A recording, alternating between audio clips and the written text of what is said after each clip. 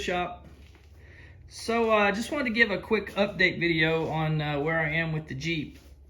Since the last time we put the tub on, I've done quite a few things. We can start right here if you want to. So I've got the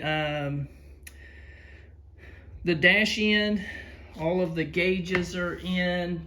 Nothing's wired yet, but I've got those things in. I went ahead on this dash and installed some nut zerts.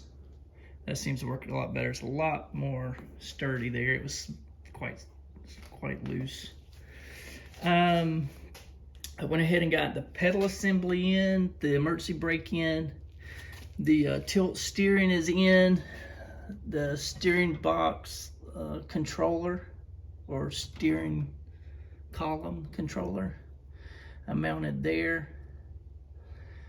I'm still waiting to get all these wires terminated before I put anything else under the dash. I've got the glove box sorted. I went ahead and put those, I think they're called threshold plates, maybe. Anyway, under the hood, we've got the master cylinder in, the clutch master cylinder in. I don't have any of those plumbed yet.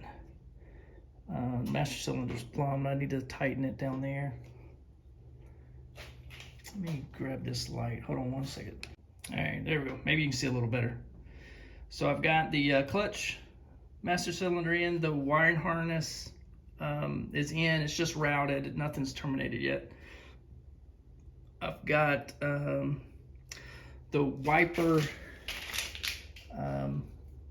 wash ran new hose out to this area. I think that reservoir goes right here on the back of the fender.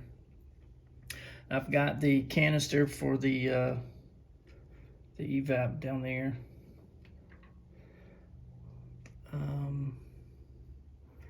Don't see anything else. I went ahead and put the I saw where my hood was delaminating up in this area here, up in there, and quite a bit of rust. So I figured it'd be a lot easier to just go ahead and replace it. Same way with the grill and the fenders. The fenders were butchered down in this area here where they had those headers outside the frame. Someone had cut the backside of those fenders off down there, and not very well. So a lot cleaner now. I wanted to check fitment. I found an issue here where the cutout isn't over the shock tower there. So I'm gonna have to do some trimming. And then right over there, if you can see, that nut doesn't line up correctly there on the bottom like it's supposed to, so I'm gonna have to fix that. And this is on both sides. So yeah, I'm gonna have to take care of that.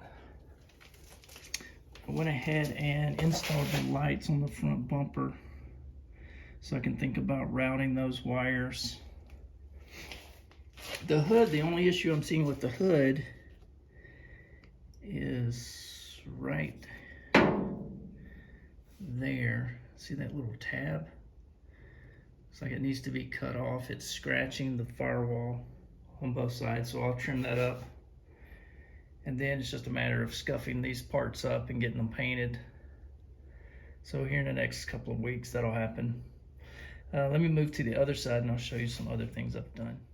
All right, here on this side, I went ahead and put the battery tray in, and I've been working on the grounds. I think I've got all the grounds sorted. I've got one, well, I'm coming off the battery over to a termination block.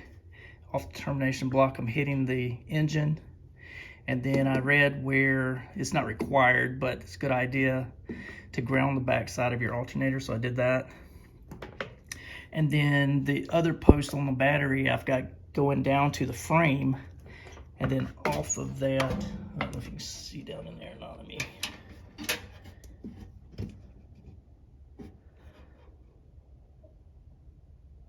Off of that, I've got it coming up to the body to ground the body. I think one other ground I want to put in is on the back of the tub. I want to come from the frame up to the body back there as well. And then I think I'll have all the ground sorted. Up here, I fabricated this little bracket to go underneath this termination block. But I think what I really want to do is to be able to put my switch controller here. So I think I'm going to use this as a template for my bins here, but make it a lot wider, have it come out into this area here. And then this fender will be ready to come off and be prepped for paint. That should go pretty easy. Saving some space here for the battery. It'll have a battery connection, it'll have a winch will be there. I think the EFI I'll take directly to the battery. And then stereo system will be on there. The starter will be on here. Or maybe take the starter right off the top post. One of these two posts will be for the starter. There. Probably bring the charging circuit back up to here. I don't know, I'm still sorting all that out. Whatever looks the neatest and makes the most sense.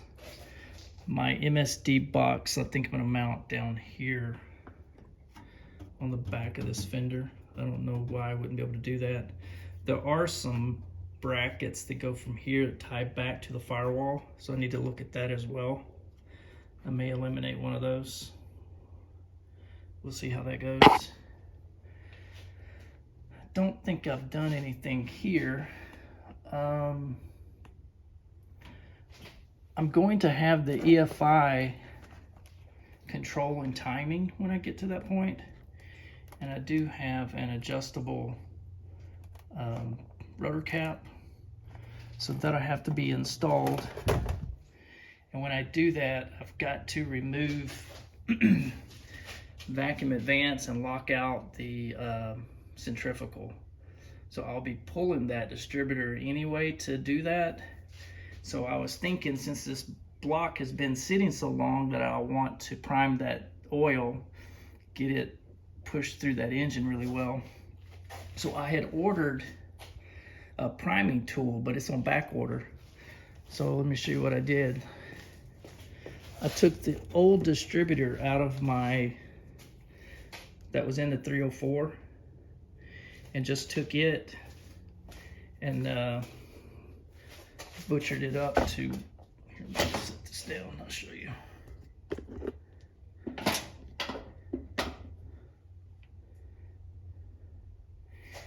There we go.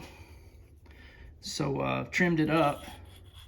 I've got it lubed right now, but that'll go into the oil pump, and then this should seat like a normal distributor would, and keep that nice and stable while I hook a drill to this end to be able to prime it. I think that would work fine if the tool's not here by the time I get ready to do that. We'll go this route. A couple more things I can show you that I've done. I think that's all up here.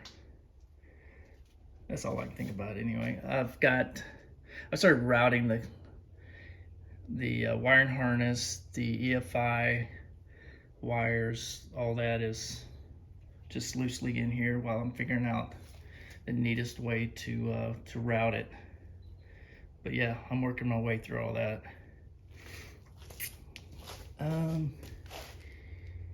Here I've did the glove box.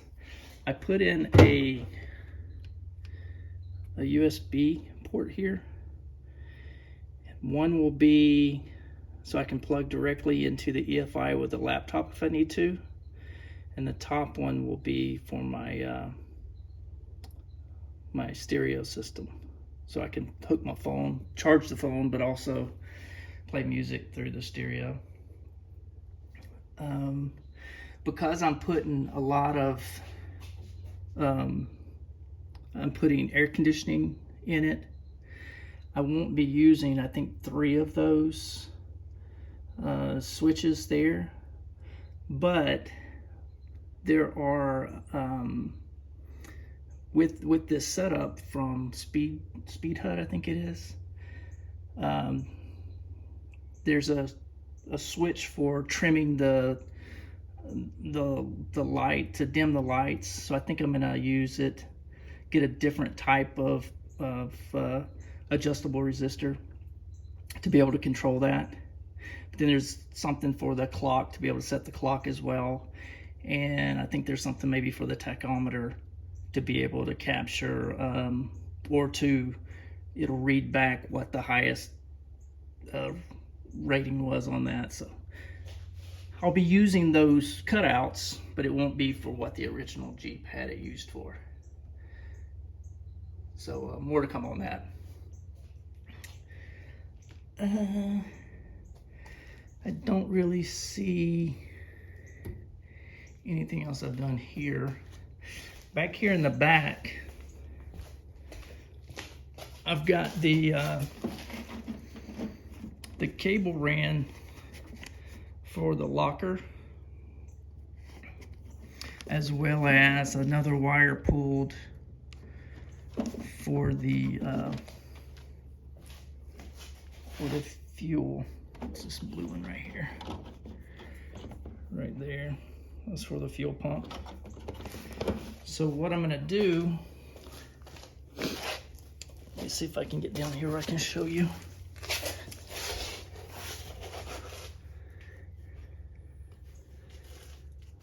Should have grabbed my light. Give me one sec. Okay, so we're on the driver's side, right above the tailpipe at the back of the bumper. And then this is that support piece that I had replaced on the back side of the tub. A lot of times people have trouble routing the cable supposed to go, the harness for the passenger side tail lights are supposed to route through here, but people have found that difficult to do. So what I did is when I installed this, I put a hole up here in the top of it. I don't know if I can show it to you or not, but up here, I put a 3/4 inch hole, and that's what this grommet's for. This red wire, I've snaked through there to be able to pull the wiring harness inside of this support panel to get it to the other side of the Jeep. I can show you that better here.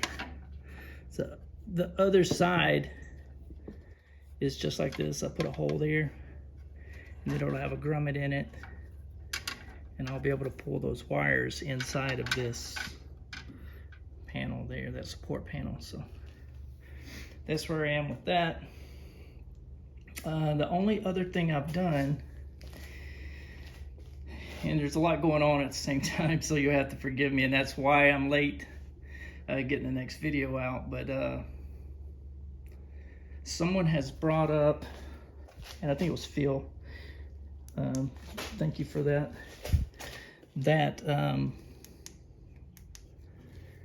these shims are in backwards here on the front, which makes sense. So I think my next video will be going ahead and taking care of those shims, but also going ahead and put the alignment on it, adjusting the stabilizer, and getting the steering wheel straight. So all of that steering system will be taken care of on the next video. And since that is aluminum, I heard something about because it's a soft metal not to use an aluminum shim.